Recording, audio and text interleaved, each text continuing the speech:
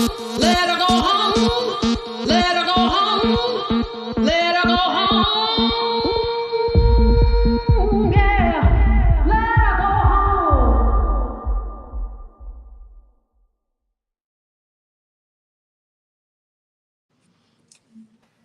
All right. Hey, everybody. Welcome to our Sunday gathering, our TokiTV every Sunday gathering for Sk'aliCh'elh-tenaut. Thank you all for being with us today. Professor Howard is going to be bringing us some wealth of knowledge, as he always does.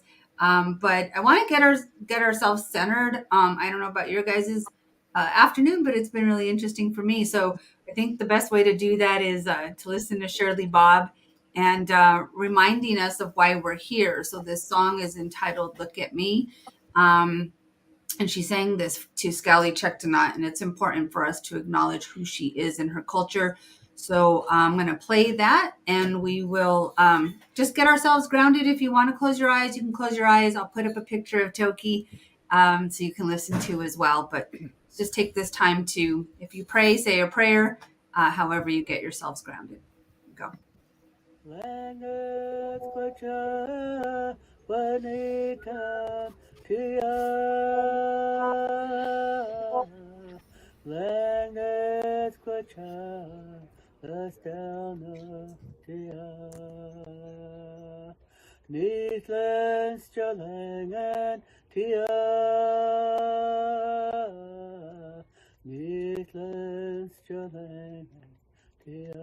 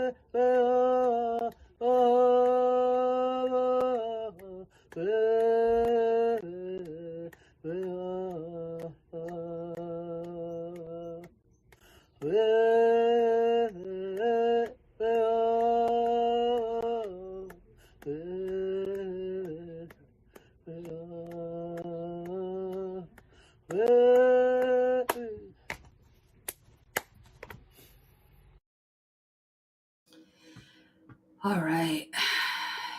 Thank you, Shirley Bob, for allowing us to use your voice on the show, just reminding us again who we're here for. We're here for Sk'aliCh'elh-tenaut. Let's check in with everyone. Alejandro, how are you?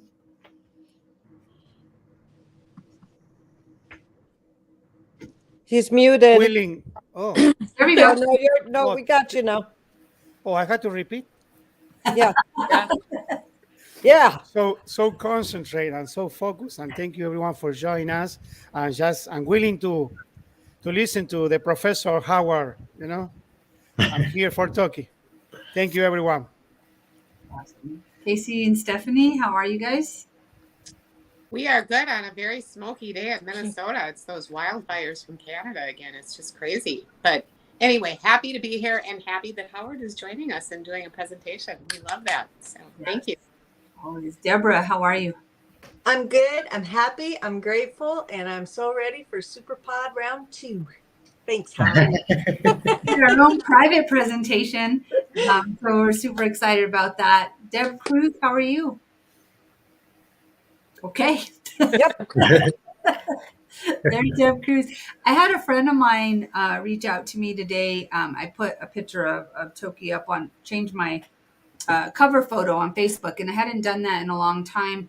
And I primarily do Toki posts and stuff in our group, not so much on my private page. And so he sent a message and said, what is going on? I thought whales weren't in captivity anymore, and this is outrageous, and what's happening and what's going on with this whale.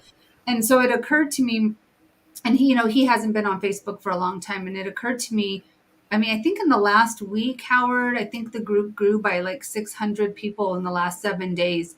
So I think having this presentation is relevant, because while there's a lot of repeat watchers who have been following all along and know exactly what's happening, there's a lot of people that don't. So I'm really Right. looking forward to a little bit of history and also where we are and bringing people up to speed. So thank you for being willing to do that. And let's check in with you. How are you? Me? I'm doing good. Yeah, it's a bright sunny day and I'm feeling good. I'm looking out on the water and there's a flock of Canada geese that paddle by every now and then. And sometimes one of them will just kind of walk across the rocks, take a shortcut. So cute. And kayakers. And there are whales in the San Juans. They're not near where I am, but they were reported on the north side of Lopez Island. So a long ways away, but they're not that far. They're in the hood. That's really awesome. And Elizabeth from New Mexico is sending me an email that she's still on San Juan Island after Superpod 8. And so I'm glad one of us New Mexicans made Right. it up. I met her. Yeah. Did you? Oh, that's awesome. Oh, yeah. Had a good chat. So Yep. she's watching, and so Superpod 8, big deal, right? Like lots of stuff going on, lots of presentations. And Howard, you did multiple, and this year it was honoring Ken, and so I just want to acknowledge that. And I have not, but we will get the video from your talk on Wednesday, honoring Ken. But what can you share with us before we get into your presentation, just about the week in general, how to go? Right. Well, it'll be about a week or so until all the videos are uploaded by talk. So you'll be able to go to the main archive and be able to just review all the talks. And you should see all of them because they were all incredibly good. Just really valuable information, like about the whale jail in Russia, where 10 orcas and 87 belugas, I believe, were just released all of a sudden. But that was after a whole lot of negotiation and work on the part of Oksana Fedorova and Ingrid Visser and the WSP people, and I am not sure who all got involved in that, but it was a big effort, but it worked, and they're all free. Unfortunately, there's no follow-up, even though they did take good photo ID shots so that if anybody gets any photos of orcas out there, they'll be able to match and see. I'm just sort of recounting what I learned because I learned a whole bunch. And that was one of them about the whale jail whales. But there's no recreational boating or hardly any science work being done. The whales are just out there where nobody goes. So we won't know for a while if those that were released did okay, but there's no reason to think they didn't. There haven't been any reports of any washing up. So I think they're fine. But that was just one of dozens of talks that were all just really fascinating. Highly recommend you review them. The Center for Whale Research did a series of 3 talks. Dave Ellifrit talked about being out on the water with the whales, and of course he knows every one of them so well, and he was just able to rattle off who was playing with who and who wandered over and just by name, and everybody recognized who he was talking about. So it's great to hear him talk about the whales that we know and love. And then Darren Croft gave his talk, and then Michael Weiss gave his talk about the new papers on menopause and maternal investment in adult sons, and just really interesting stuff. And those are only a couple of the whole range. So Karina will have all these ready to go anyway in about a week. So yeah, it was a great week. And then it ended up with a great party at the lighthouse, at Lime Kiln Lighthouse, with fantastic music and just a whole lot of chatting and friendship and camaraderie and getting together and seeing people you never see. And so just a lot of fun. So a good week overall. That's really, really awesome. We streamed on Thursday night you and Charles, but there were some tech issues with the service, live streaming. So I look forward to the recordings, and Karina and I are in touch, and we'll be sharing those with you folks, Toki TV as well. I'm trying to figure out how we're best going to do that, if we're going to, just stream parts of it on each show moving forward. But I heard the same thing. I heard that they were just fabulous, that all of them were fabulous. I know Vanessa was there, and there were just a lot of folks, and I look forward to watching and sharing. Yeah. Can we go ahead and get started on yours? Yeah, sure. It'll be a review for a lot of people, kind of a retrospective of the last couple of years, but with my editorial comments. And then hopefully we'll have time and get to an abrupt segue to the Wayback Machine, back to 1995, when Ken first proposed his, pre-proposal, he called it, to retire Lolita, as she was known then by everybody. So that's all coming up. All right. Well, let's go ahead and everyone comfortable? Okay, here we go. All right. So there we are. There is Toki in all her glory. This was taken in November 2020. So about less than a year before the stadium shut down. And she was looking good. But now we know that the water quality was terrible, that the food quality was terrible, that she was not being treated well, that it was really amazing that she could keep up the health to do this. So what I see is a strong, courageous, robust whale who can do whatever is asked and has amazing reserves of energy to do incredible things. But it really depends on your vantage point, because if you're connected in any way to the marine park industry or influenced by them, you're probably going to think, well, she's real old and she's probably habituated and doesn't like change, and it would be shocking for her to even leave or to get into an airplane. How could she do that? And to go back to her home waters that she won't recognize because it's been so long. And so there will be all these doubters, and that's what you'll see if you're from that point of view. And if you're a lummy, you're likely to see her as a relative, as a sister, kidnapped, stolen, taken from their family, as a Quotelmachin, the people who live under the waves. And you'll see her as someone that you have a sacred obligation to return, to bring home. And I try to see her from every bit of information that I can get.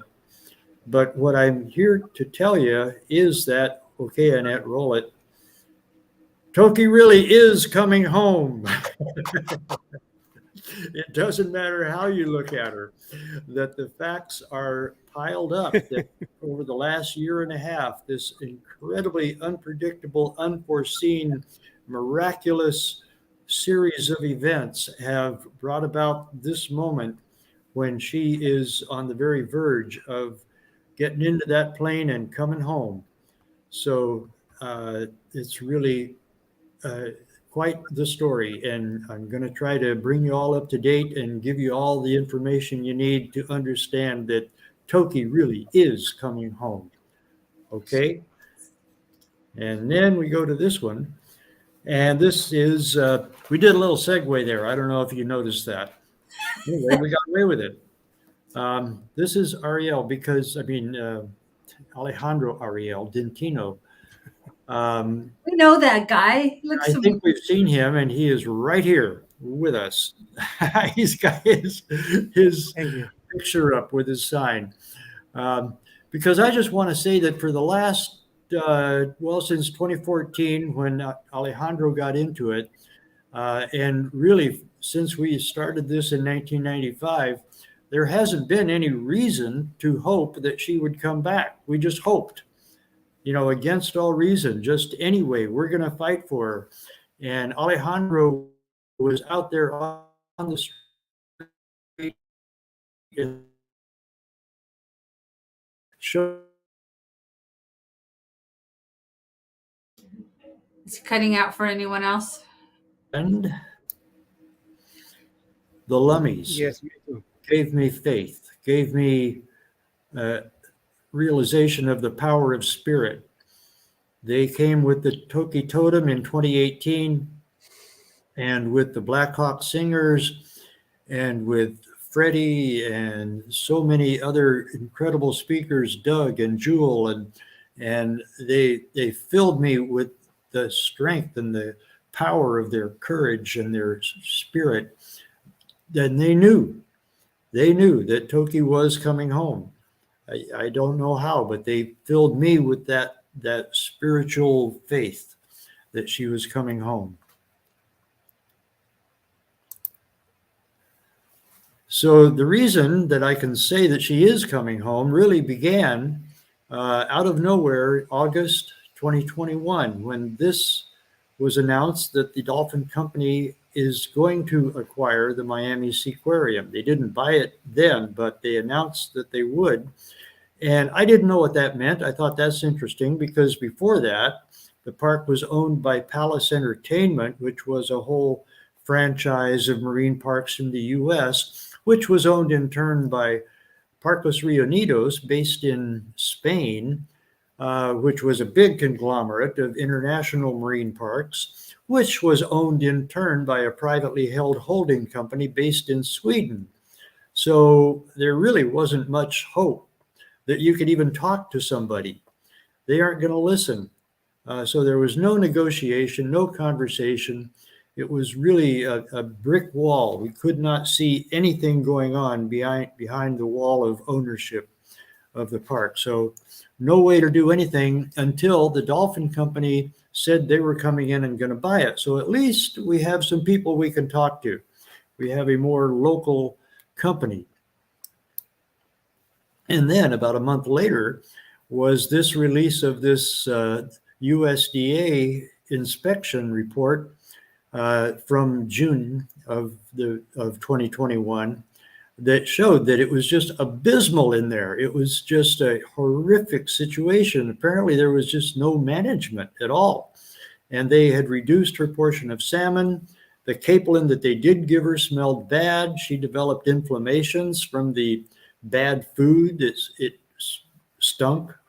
Her blood work was abnormal. She was overworked. And the water was terrible. It could not be seen. And there was also reports that the chlorine was very uneven, sometimes too much, sometimes not enough. So terrible conditions. It's amazing that she survived through all that. And in September 2021, the stadium was quietly closed permanently. There was no announcement and nobody knew if that was permanent, but we had to kind of look back and try to figure out when it closed. But it closed then and never reopened. So then in December 2021, the USDA announced another investigation. They had not fixed those problems, apparently. Still bad food, bad care, bad communication, bad management. The general manager on record was also general manager for a half a dozen other parks owned by Palace Entertainment, from Honolulu to Miami. So, was he there? Was there ever any actual manager there to try to enforce the rules and get people communicating and get some kind of standards and protocol? Apparently not. It was just kind of a loosely run place until the Dolphin Company took it over. So in March, the USDA granted the license to the Dolphin Company, but in this feat of jujitsu, of bureaucratic agility, they licensed the park, but not the whale stadium, and not Toki or Lee, the Pacific white-sided dolphin that is in there with her. So this is unheard of, for them to acknowledge, yes, you do own these animals and they are in captivity and they are under your care, but we're washing our hands of them. They're not under our jurisdiction anymore. So there was no federal supervision of Toki or Li'i at that time, which was, concerning. We didn't know what was going to happen. But the Dolphin Company is a very big player. They have 23 parks all across North and South America, mainly in Mexico, but also in South America. So at that time, maybe because he saw those headlines and saw, wait a minute, who's taking care of Toki? A wealthy benefactor in South Florida stepped up. Pritam Singh committed $1 million to support Toki. And he put it on the table and said, we're going to fix whatever's wrong. We're going to make that a safe place for her. That was sort of the first step. And of course, he was saying, yes, we would like to take her home first, too, also. But first, we got to take care of her conditions there at the park. So the Dolphin Company, in a first ever, this is unheard of for any industry marine park to allow independent veterinarians to come in. They're always completely closed shops. Nobody gets in. Nobody is allowed to say anything who works there. Everybody has non-disclosure agreements, and it's a completely secretive place. So to allow independent veterinarians hired by animal welfare activists to come in and inspect and examine Toki and Li'i and to report out, that was pretty unheard of. So that was amazing. And on the board of the Friends of Toki was Raynell Morris, Sk'aliCh'elh-tenaut, who is a Lummi matriarch, an elder, and champion of Sk'aliCh'elh-tenaut, Toki, Lolita, to bring her home as a relative kidnapped from a sacred obligation to bring her home. To have her at the table as a member of the board in the first circle of decision making is incredible. Nobody could have predicted that, but that sets the tone of deep reverence and respect for Toki as a family member. And that is a beautiful thing to know, that that's how they talk about her. And of course, watchers of TokiTV know that Sk'aliCh'elh-tenaut has been there and has sung and communicated and drummed to Toki and has built up a beautiful, trusting relationship with her. And that is also a beautiful thing, and that sets the tone for others who relate to her there. So that is just an amazing development right there. This is just one of the series of miracles. And maybe they were set in course by Chief Salik. As Raynell says, our late Chief Salik is leading my ancestors who are clearing Sk'aliCh'elh-tenaut's path home. He told me bringing her home will mend the strand in the web of life that was broken. It will heal her family and it will heal our people. So unseen forces are at work. The ancestors are helping to bring Toki home. And you know what? So is Toki. She is an active participant in this. She is as good as on the board. Here she is having a meeting with Mayor Cava.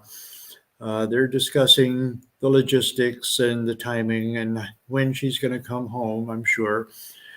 Well, I'm not sure exactly what they were talking about, but I know this was an intense conversation without words, because that's how Toki rolls. That's what she does. That's how she engages people.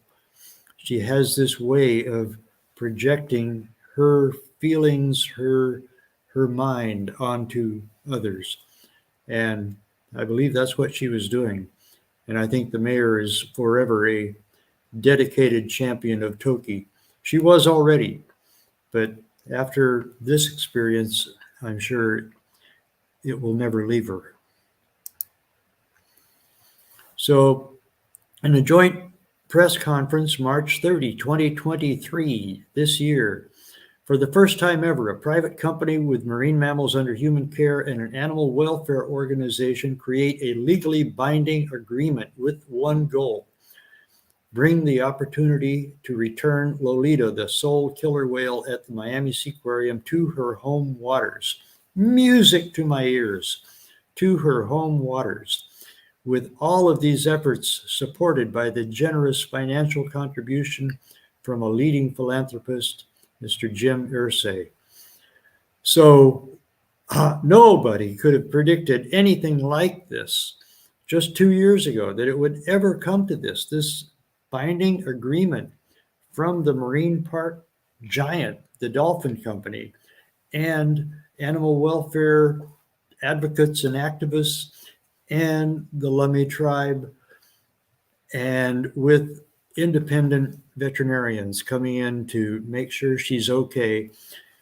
And I'll get to more of what's going on here. But this is the basic team that made it all happen. Eduardo Albor, CEO of the Dolphin Company, Raquel Regalado, the county commissioner whose district includes the Seaquarium, and she's also a big champion for Toki, and Charles Vinnick, the Friends of Toki board member, Mayor Cava, mayor of Miami-Dade County, Jim Irsay, friendly benefactor, Pritam Singh, Friends of Toki, Raynell Morris, Laktamesh, or Lummi, matriarch.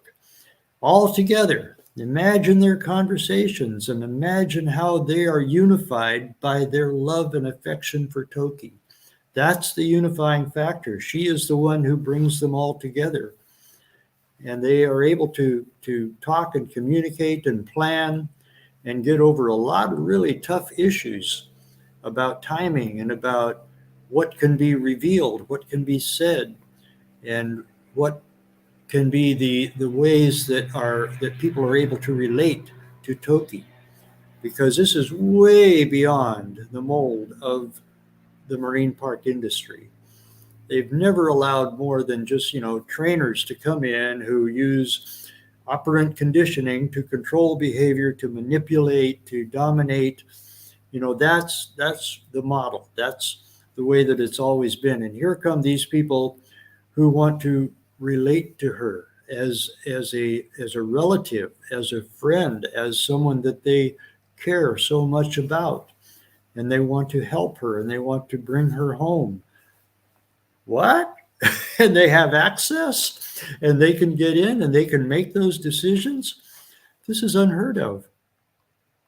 I would call it miraculous. But it's her.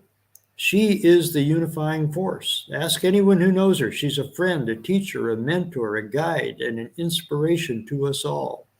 She makes dolphin park owners and animal rights activists work and play together.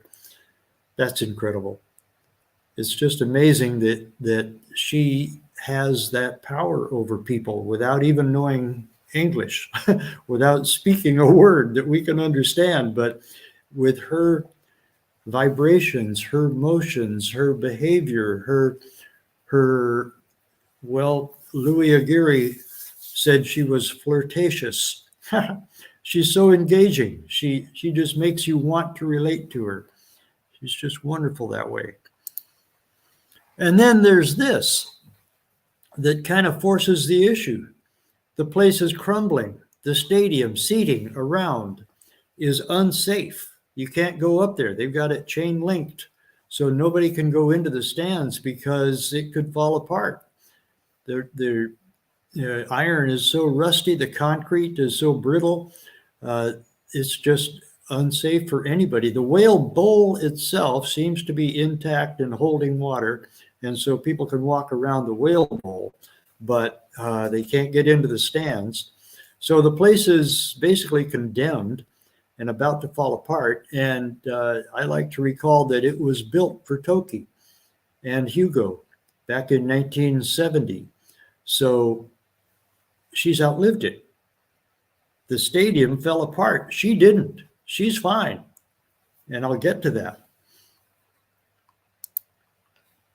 And here is Jim Irsay's recent statement, which says a lot, says an awful lot. And, but, he does say, hopefully, he couches it in careful terms, but it's how he wants it to happen. And the golden rule, he with the gold rules. So he is making it all happen. He is financing all the efforts, the permitting process and the construction process, the contracting, the hiring. He's doing it all. So he sort of has a right to speak out. And he says, we were just out in Washington. It's a 15-acre fenced-in area where she'll start, and it can even be reduced to 1 acre when she gets there. That's the recommendation, that she not be overwhelmed. I don't think she will be, but that's the sort of the overcautiousness of not giving her the whole ocean or even 15 acres, that would be, they're afraid, overwhelming to her. I don't think it'd be so bad. But anyway, they're going to first off contain her in a smaller place. So she'll have 2 dolphins for friends. Li'i and Loki apparently are siblings. And there will be whale whisperers. I love it. He's not saying trainers. He does say trainers later on, but he's basically talking about people who have close relationships with Toki, not just people who can control her. And we know who they are, Marcia. And all the vets are out there, moving out there, and the trainers, and he is getting housing for them. That's a really big deal. Housing for what, a dozen people out here? That's a major investment. So he's got a team working on it. I don't know how he can arrange all that, but he can. And when you've got enough money, you can have it happen in short order. So it's being planned to the detail, saying, let's try to get this done. And, the quote there is blocking there. Get this done by not next year, but by Thanksgiving, hopefully. Well, that's hopefully. But the thing is, it's really undetermined how long it's going to take, because there's no clear process of a certain waiting period or a certain time that you have to take between submitting a proposal and getting the permits. This has never been done before. So there isn't any format, any protocol that it has to follow. So we don't know how long it's going to take. He says Thanksgiving. Charles followed me at Superpod and said it won't be by Thanksgiving, but nobody really has a good idea of how long. But the point is, she is ready. And this was the most recent, the June veterinary report. And just to show you what it looks like, for any who haven't seen, it's a very official, formal looking report by the veterinarians. And here is what it says at the top of it by James McBain and Stephanie Norman, both of whom are very trustworthy. And Stephanie is the veterinarian of record for our Orca Network Stranding Network. So we have been working with Stephanie for decades. We know her well, and she is completely trustworthy and very well experienced. She's got the credentials. She's got the knowledge. She's an epidemiologist. So she is exactly the kind of person that you want to have when you're talking about any kind of pathogen issues. She has it in hand. Trust me, we've talked to her. We know that she knows how to make sure that it's done safely. So this gives me great confidence and is yet another miracle in the series of miracles. So they are continuing their health and welfare assessment, and this is part of what it said. They continue to make improvements to the older components of her life support system. Those are the filter systems that have been upgraded and replaced so that the water is filtered, so that it's pretty well cleaned out. It's still Biscayne Bay water, so it's not perfect water, but it's filtered as much as possible. And new chillers and ozone generator. As a result, the sustained cleanliness of the water and the water temperatures maintained. Well, I now hear that it's not the upper 50s, it's the lower 50s. It's more like 52 degrees is what was just announced. So that is fantastic. The water temperature out here is about 48 degrees, so that's a very minor difference. And you should all know that orcas basically can wear a coat when they want to. They have a thermoregulation system that allows them to shunt water to their superficial, their surfaces and their extremities if they want to cool down. And usually they do, because, you know, they're big, warm-blooded animals and they move all the time, constantly swimming. So they generate a lot of heat. So they're usually trying to shed that heat. And so cool water feels really good. But if they get too cool, they can just reverse or control that the blood flow to their extremities, and they'll conserve their heat and keep warm if they need to. So she can control her temperature very well. And this was the quote that gave me a huge amount of confidence from Dr. Tom Reederson, who is the veteran SeaWorld veterinarian who has been taking care of orcas all of his career. He's retired from SeaWorld and now is an independent consultant and comes in on a very regular basis and is part of the team of 5 veterinarians that are taking care of Toki right now. But he is pretty much the on-site lead of that. And he says she was quite sick in October 2022 and recovered quickly. She had a slight setback about a month ago and again recovered very quickly. All of her parameters are near normal. We continue to monitor the cells that come out of her blow, looking for inflammatory cells that could indicate things are worse. Things are looking really good. Her blood work continues to be stable and look nice, and she is in as good a clinical condition as I've ever seen her. Wow. I believe that once she is conditioned by the great work being done by the trainers, yeah, okay, let's flip a compliment to the trainers, but she gives herself her own exercises. She races around, as the video on the web shows, without any trainers present. She'll just decide it's time for a workout and take off and do speed laps around that tank. And I've got the videos of her doing that years ago. So that's how she keeps herself in good condition. She just takes off and does laps. It must feel good, and it keeps her pretty healthy. Okay, so now is an abrupt segue. Let's see, we've got about 20 minutes here. I am going to review my brother Ken Balcomb's 1995 proposal. This is what started the campaign.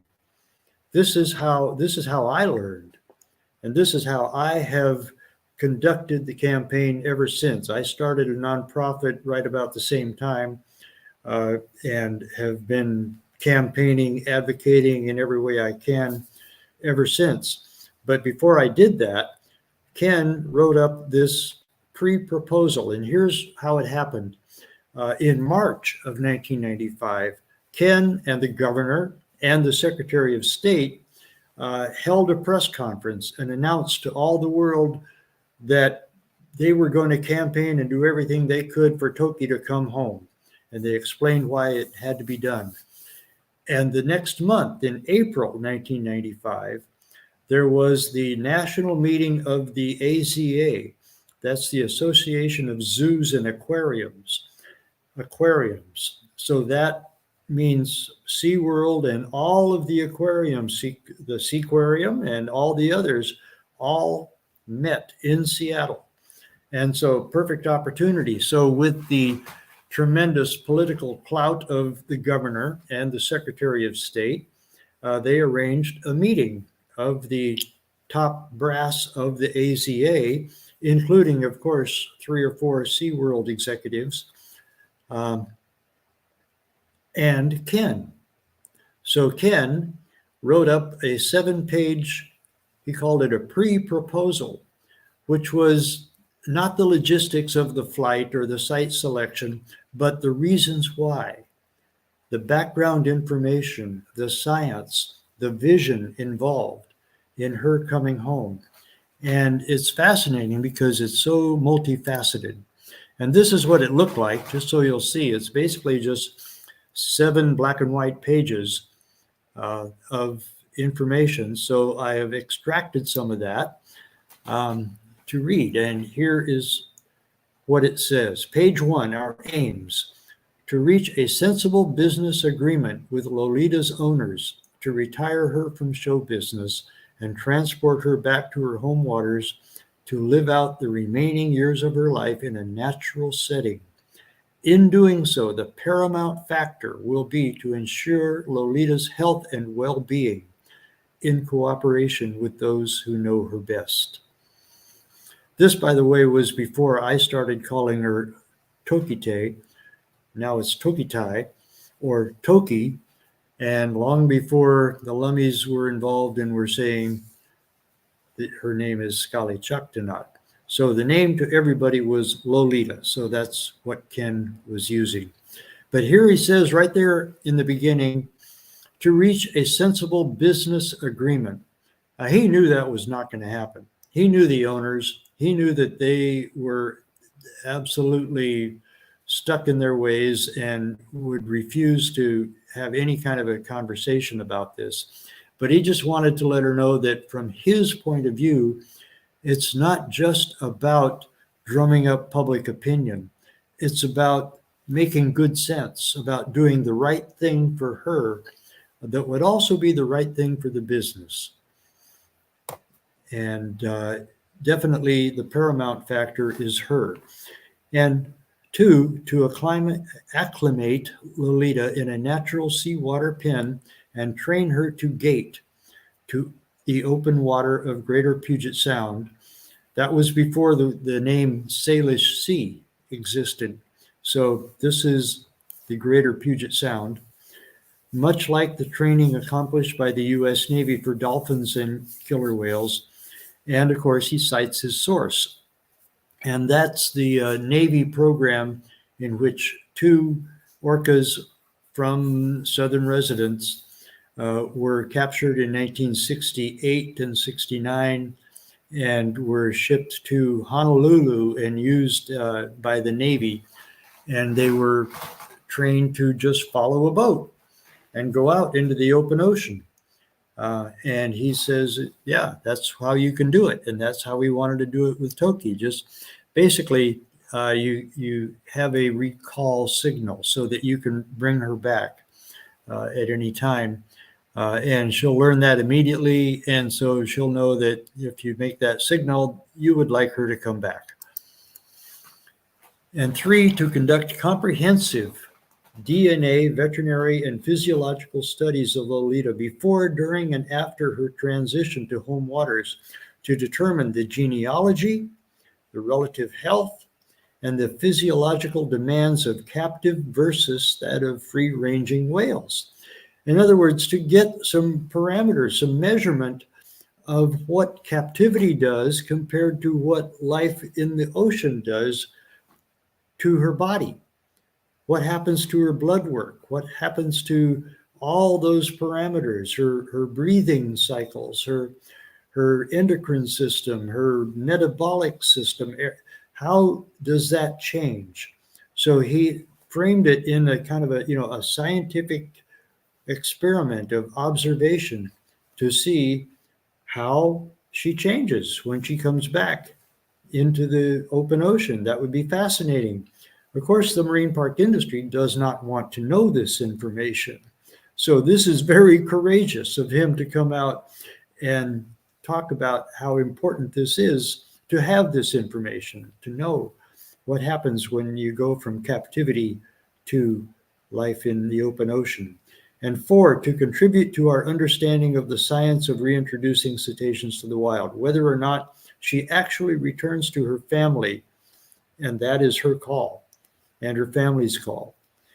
And he, can't predict or make that happen, but that, is whether or not that happens, she can provide valuable information on foraging ability and free-ranging behavior of an ex-captive. Can she still catch fish? Well, he will go into that later, and I'll get to that, about catching fish. So 5, to ascertain whether a whale can remember and respond in its native dialect after long-term separation. And later in this same pre-proposal, he discusses the possibility of acoustic experiments of playing her family's calls to her and seeing how she responds, and even setting up a live two-way communication by having a speaker and a hydrophone dangling off a boat and have that hooked up directly. You could do that in 1995, so you can do that now for sure. So 6, to allow Lolita to return completely to a free-ranging state with her family members, if she so chooses, reintroduce her to the wild, or to simply provision her and provide veterinary care while allowing her to free range and return at will to a sea pen location in which she feels secure. So that's his vision for how this can play out. And it'll be her decision whether to, and her family's, whether to just rejoin her family and swim off with them, or because it could be a combination. It could be some of one and then some of returning to a care station, a sea pen location where she feels secure and where she can be fed and provided veterinary care if needed. So that is sort of his vision of how it can all play out. So then he goes into background and significance. Why retire Lolita and subject her to a research project? And he gives a little Orca 101, a little basic biology, so that, the marine park industry that really isn't interested in that and tends to make people think that they're just wild animals that they train. But anyway, killer whales are actually large dolphins and are naturally very social and cooperative top marine predators with highly evolved communication and mental processing abilities.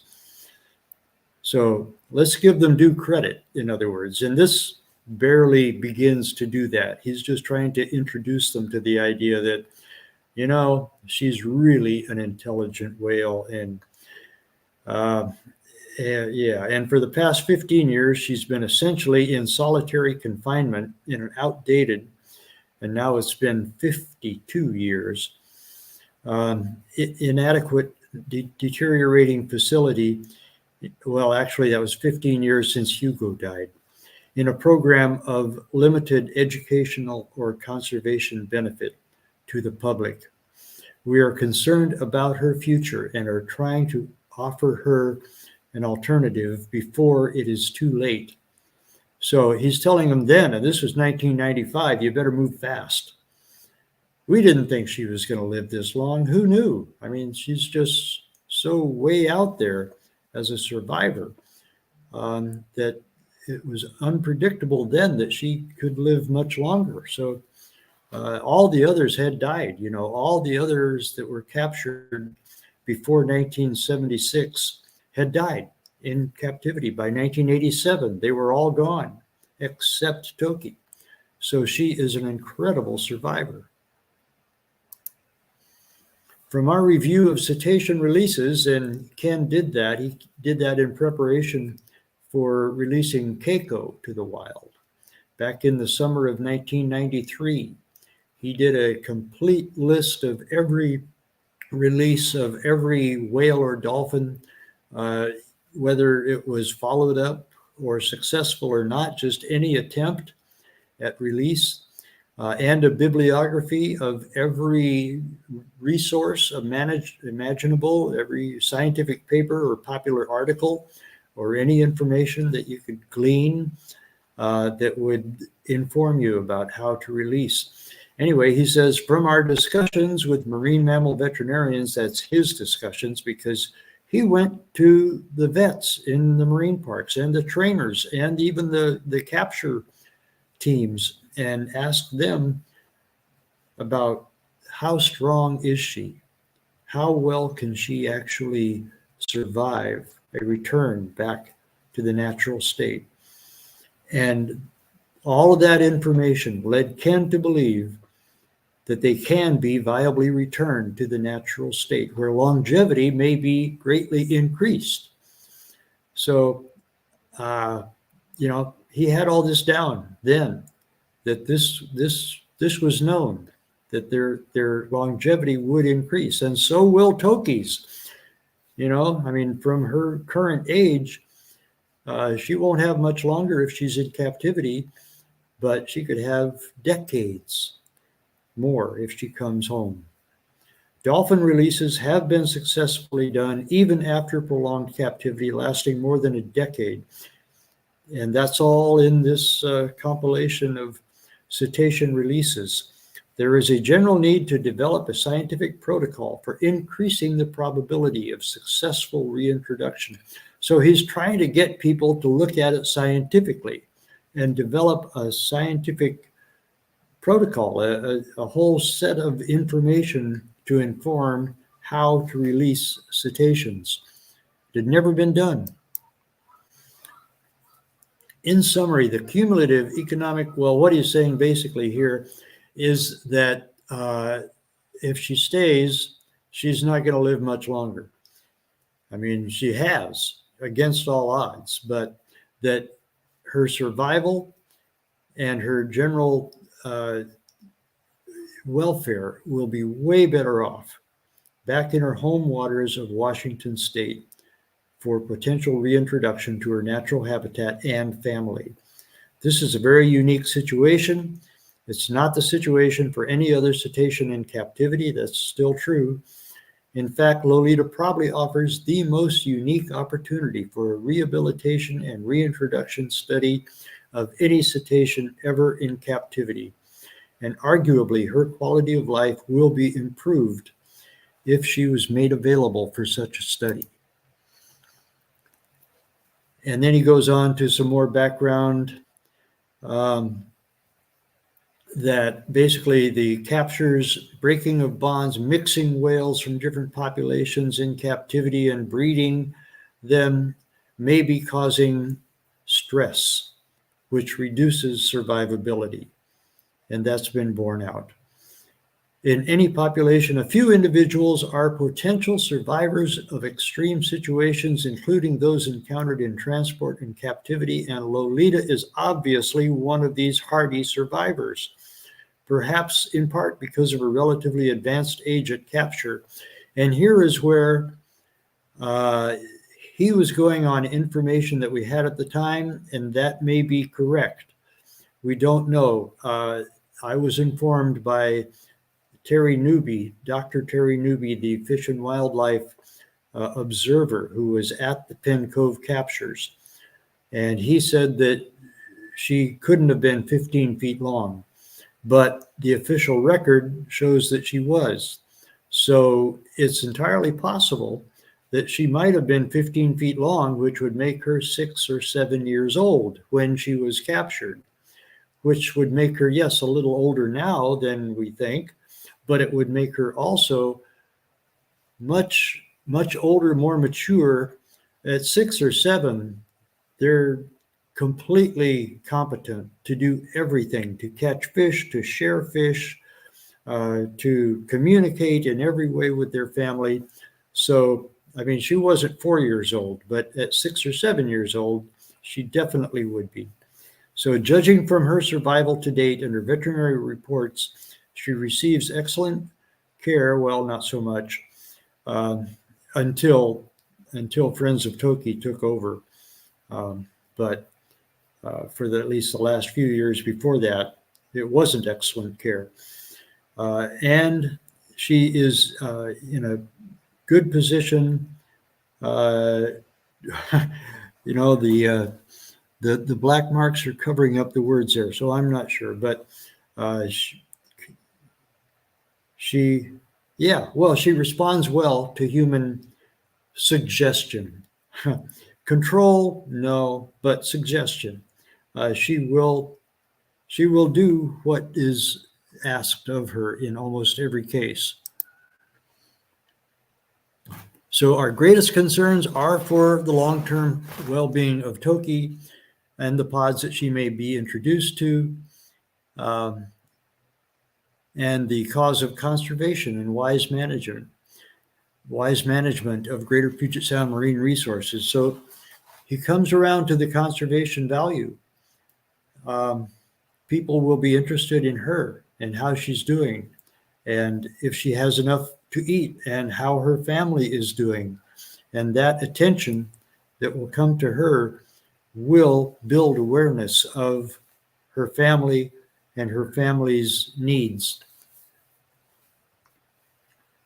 So I'm not going to read all this, but a husbandry protocol, gaining public support, and permission from the owner of this aquarium. Well, that was never going to happen until the last 2 years. And now Eduardo Albor has said that he wants her to come home.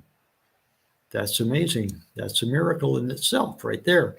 Selecting a sea-pen site, conducting pre-transport evaluations and experiments, getting her familiar with the stretcher, and acoustic experiments. And I hope that they will do those to assess potential recognition by her pod.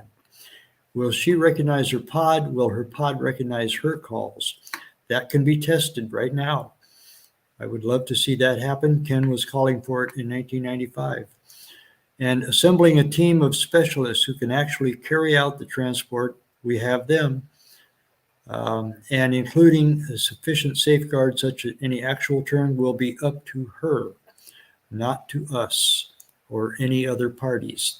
So it'll be her call. That's the beauty of this, is that nothing is going to be forced. She isn't going to be pushed out the door. She's going to be allowed to go out and come back if she wants. And the success of each phase will depend on the success of the previous. And let's see, just gonna, I did want to bring this out because when he talked about that we can test whether she'll be able to catch fish, we could do that right now.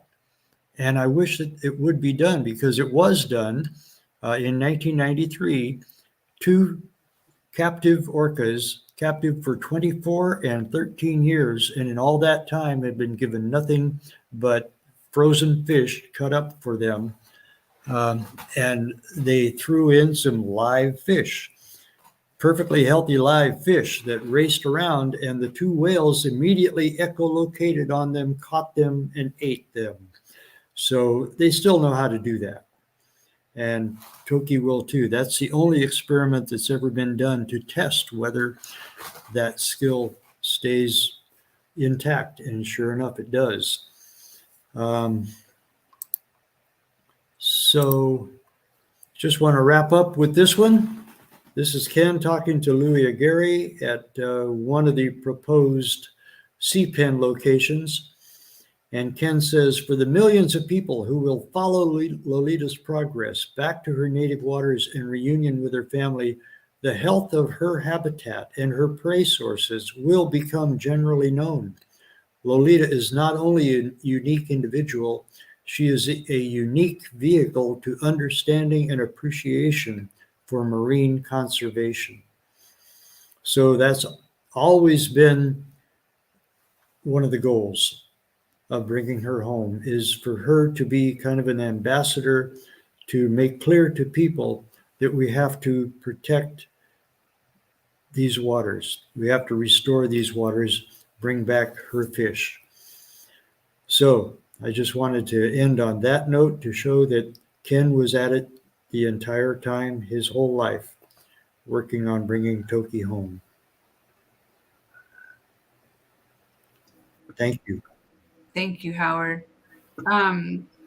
There were so many comments, and I was trying to keep track of them, but people are keeping Deb Cruz very busy today, Yes. because they are a bazillion comments. But one of them I want to find from Ritas, and I don't know if you could find it, Deb Cruz, about Ken being ahead of his time.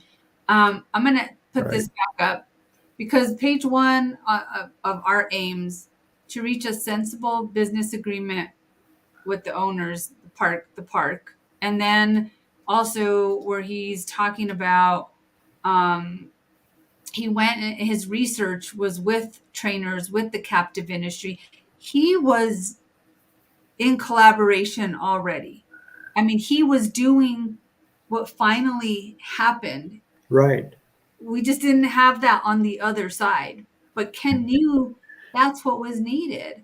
This wasn't going to be some angry mob of people going in and stealing an orca. We had to do this in some sort of agreement. And he knew that, and he pushed for that from the very beginning. And even when it was a no from Seaquarium, he went out and worked with other people to gather the research he needed for this. And you know that. And everyone who probably just heard that can see that. But if you don't know the current status versus the history, I mean, Ken was doing this so long ago, and he knew what had to happen. And it wasn't until the Dolphin Company came in to be able to meet that other end of Ken's plan. But this is still Ken's plan, and it's happening. And it's all divine. I mean, it just is. And I know Ken is orchestrating this from the other side, and this is all in accordance with what he said was going to happen all along. So, Howard, thank you for sharing with us all the work that Ken did, and Ken just, I mean, him and Chief. Yeah. Oh, they're up there. They're up there. Yeah. Ken and Chief Sk'aliCh'elh. They're our up ancestors. Guiding their way home. It's the push that I think we've needed, and we say that, and we believe that, and we know that the ancestors are clearing her path home, because they know much better than we do. But finally, the characters, the timing, the planning, like you said, looking at that group of people, like what a cast of characters, right? But I mean, they're all needed to make this happen from this side. But we know much bigger and greater things are happening from the other side, making this happen. And yes, that's comforting to me, that it's not left to just the humans on this side, because we can use all the help we can get, but they're definitely making it happen.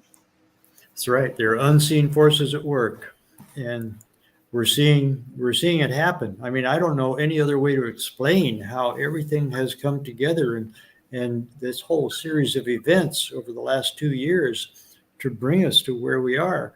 And she is in tune with all of it, because she's excited. I mean, I can read it in what people say that she's doing, and in the videos that are on the web, on the Friends of Toki page, and the ones I've seen for years, but especially now. She is just really excited to come home and to relate to people, to sort of keep up with events. She's at the table. She's a part of this decision-making circle. I'm sure of it. She is. I'm trying to find something else. I'm going to show you guys a quick little clip, and then Howard can tell us what was actually happening here.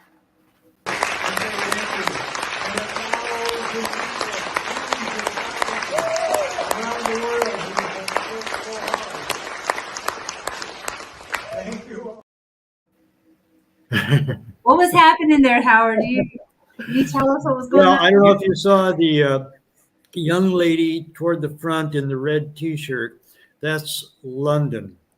And London got up and London Fletcher, and she got up and I've known London. She's probably 15, 16 years old now. Well, I knew her when she was 6. She came to the opening of Blackfish. There was a small showing, and so she and her dad Joel came, and after the showing of Blackfish, she came up to me and said, "Do we know what they are saying when they talk to each other?" And I said, "Very good question, and it will take a scientist to figure that out." And she took me seriously and works with Ingrid Visser and has her own nonprofit organization. And she is already a world-class scientist. Anyway, she stood up and said that she just, piled a few compliments on me and said that I had done good. And before she even got done talking, everybody stood up and started clapping. And I just wanted to say, I'm only here because you're here and because you make this happen. So thank you all. But they couldn't hear me. I also got a private message from someone who wanted us to know that you were acknowledged in that way from someone that was there. And I won't say who because they said it was a private message, and I haven't heard back if I could announce who they were, but how he delivered his presentation with aplomb, rallying the troops as only he can do, being Howie. So probably you weren't going to tell us, Howard, if I had not heard this and asked about it and called Susan and asked her to send me a video, that you received a standing ovation for all your years of persistence and perseverance. So I'm so glad that you were honored in that way. And thank you, London, for reminding everyone where the Retire Lolita campaign started and what an inspiration Howard is to all of us in this community, because you truly are, Howard. We love you. Thank you for leading not just this TV show, because we couldn't do it without Professor Howard for sure, but for all your years of dedication and continuing. And it's like Uncle Doug told me, when we first met, is there's all these pieces to the puzzle, and you were one of the very beginning corner. You can't do it without those corner pieces, right? Thank you, Howard, for being one of the very first pieces. Thank you, Annette. That's bringing it home so much. And right back at you. You're doing it now. You're right in it. You're making it happen in so many ways.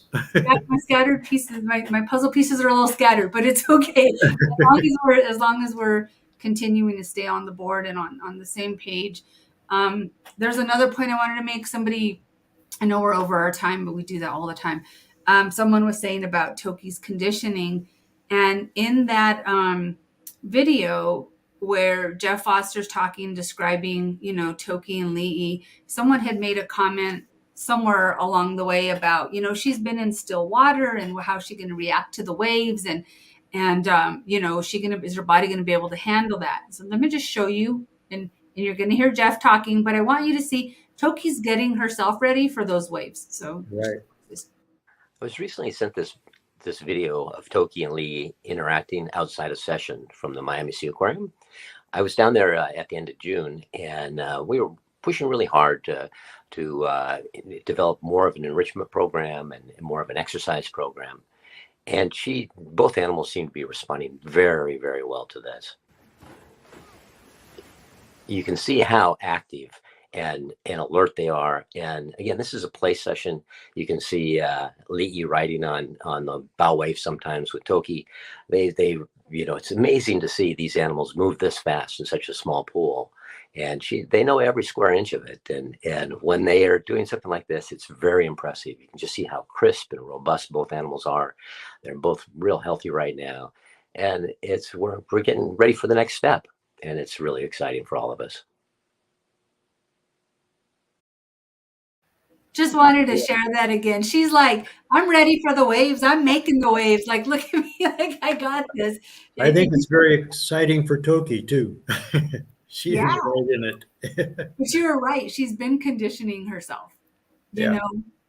So everyone, I'm going to give everyone a quick moment to say goodbye. But Howard, again, thank you so much. And thank you guys for all watching every week. Deb Cruz.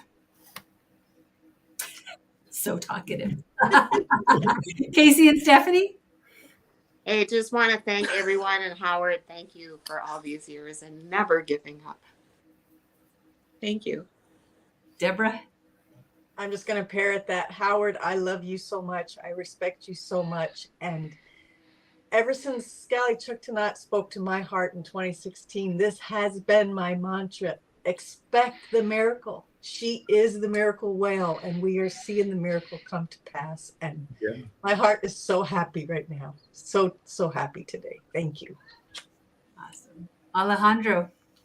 So many years, Howard, since I know you since 2014. How many battles? How many fights? I know. Finally, you know, Many. I was just waiting for the time to travel, be there with Toki and hug you and cry together for achieving this goal. We will. You are amazing. We're going to. You're amazing. A big huggy cry.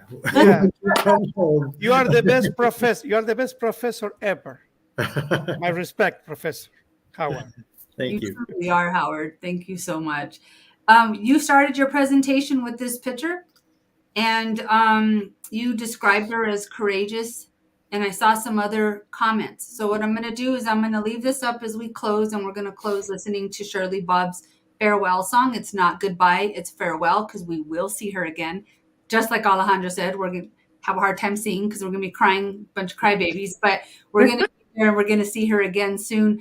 But while the music is playing, those of you at home, give Deb Cruz another run for her money and put up the one word that you see here when you look at her, when you look at Toki. So goodbye, guys. I love you. We'll see you guys Thursday for our meditation and Sunday for another awesome Toki TV show.